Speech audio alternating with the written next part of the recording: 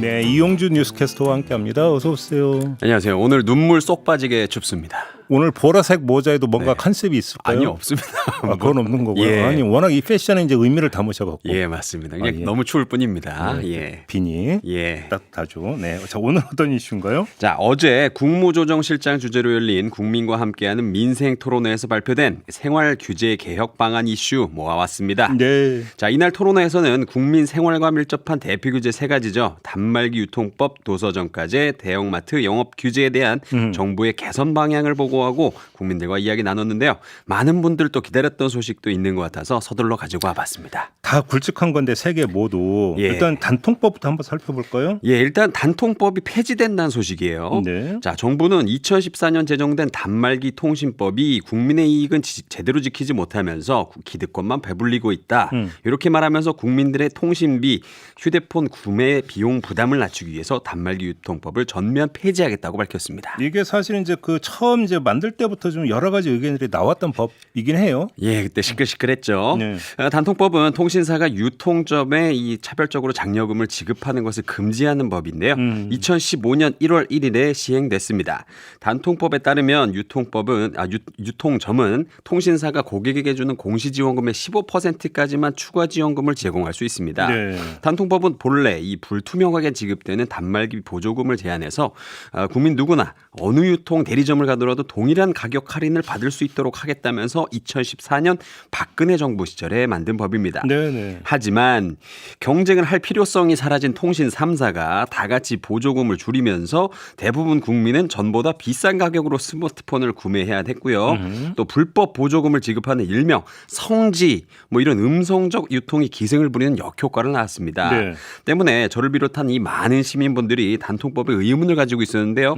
이번 정부의 결정으로 어쩌면 다음 핸드폰은 내가 좀 싸게 살 수 있겠다. 뭐 이런 희망을 가지게 됐습니다. 그래요? 자 일단 하여간 쭉 한번 이제 펼쳐놓고 예. 도서정까지는요. 도서정가제는 이 최소 제작 비용을 보존해서 창작자, 출판사를 독려하고 서점 간 과도한 경쟁을 방지하기 위해서 2003년에 마련된 제도입니다. 하지만 신생 콘텐츠인 웹 콘텐츠의 산업 구조에는 적합하지 않다는 이유로 별도의 적용 방안이 필요하다는 주장 꾸준히 제기되어 왔는데요. 네네. 말하자면 이 출판은 종이 인쇄 유통이 기본이고요.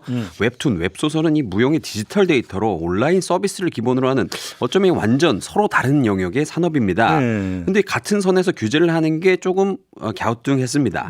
이에 정부는 웹 콘텐츠에는 도서정가를 적용하지 않는 등 관련 규제를 풀기로 했습니다.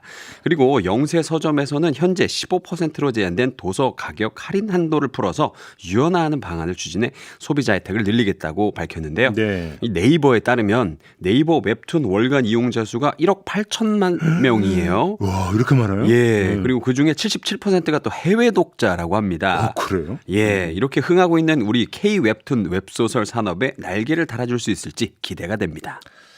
대형마트 의무 휴업일 얘기죠 있죠. 예, 맞습니다. 현재 대형마트에 적용하는 공휴일 의무 휴업 규제를 폐지한다는 소식인데요. 네. 그리고 또 영업 제한 시간에 온라인 배송을 허용하기로 했습니다. 지난 2012년 제정된 유통산업발전법에 따르면 국내 대형마트 기업형 슈퍼마켓은 매달 둘째 주, 넷째 주 일요일에 의무적으로 휴업을 해야 했습니다. 네. 다만 지역사회와 합의만 있으면 평일 휴업이 가능해서 일부 지자체에서는 합의를 거쳐서 평일 휴업을 시행하기도 했죠. 또 영업 시간과 이 영업 제한 시간과 의무 휴업일에는 온라인 배송도 할 수 없었습니다. 네.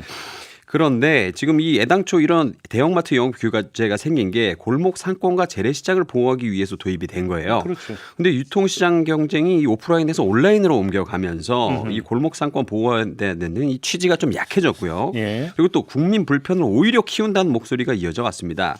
때문에 정부는 이를 풀기 위해서 대형마트의 의무 휴업일을 공휴일로 지정해야 된다는 원칙을 폐기하는 내용을 골자로 하는 유통산업발전법 개정안 추진 조속히 진행하겠다고 밝혔습니다.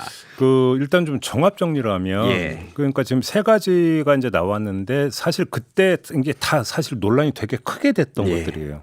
논란이 크게 됐던 것들인데 지금 이거를 일괄적으로 다시 만약에 이렇게 이제 정리를 한다고 한다면 네.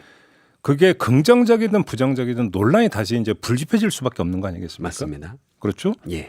그런데 문제는 그럼 또 나중에 또 지나가서 또 3차 논란이 발생할 수 있는 거잖아요. 네. 그러니까 중요한 거는 일방적으로 폐지하겠다, 폐지한다고 해서 폐지가 될 수 있느냐도 문제도 국회를 거쳐야 되는데 맞습니다. 이런 현실적인 문제도 있는데 그거 이전에 예. 사실 이게 뭐가 됐는지 지속성을 띠려면 사회적 합의가 필요한 건데 예.